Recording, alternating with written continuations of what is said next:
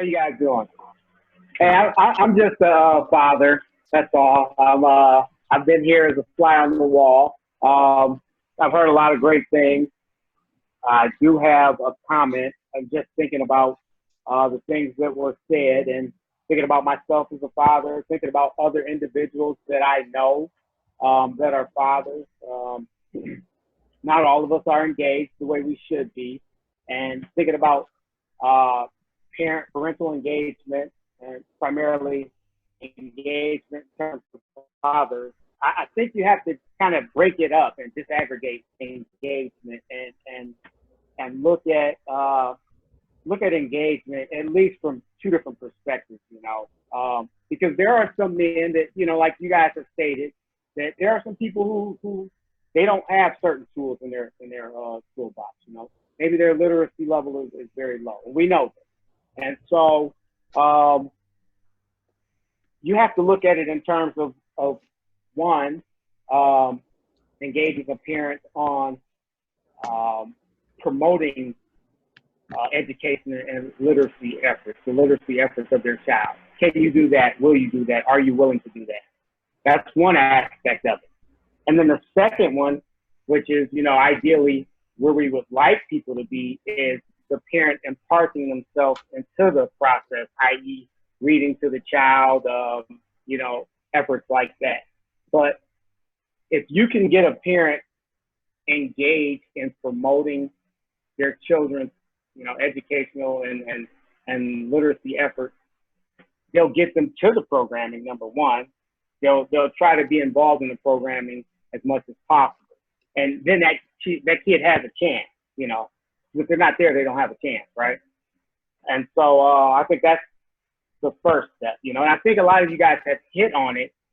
I heard Cindy and John speak about different things about, the parents not, some of the parents not having, the ability to read at certain levels or not making people feel uncomfortable. But I think you really have to engage parents in that way. Awesome. Where you from, Tyrone? I live in Detroit. I actually worked with, I tutored with SOAR over at Evangel for a season. Worked with them. Really exhilarating, and to be honest, so I guess in my own walk as a parent, I dropped the ball early on, and I wasn't as engaged as I should have been in my child's education, and left it up to the school systems, and getting caught up in the rat race of life and things of that nature. And now I kind of took a step back, and I had to kind of gauge things, in terms of where he was at, and why the gaps existed, and it all came back full circle to me. I was the suspect, and so now we're kind of walking hand in hand and building him back up, trying to get him to the level that he needs to be at. And I'm educated. I'm not a teacher, so I kind of lean on different programs or research online, for the tools, different techniques, and I'm trying a few different things, and the whole, I guess, foundation is based on kind of making it interesting to him, because a lot of kids, they just aren't interested in reading. And so I do things like, if we read a book, I try to find a movie associated with it, and we kind of make a big deal out of it. You follow up the reading with that movie, make it a movie night or something like that. Yeah. Or I'd like to, I try to read, a book with several kids, my son and maybe, niece or something like that, and then have discussion, around it.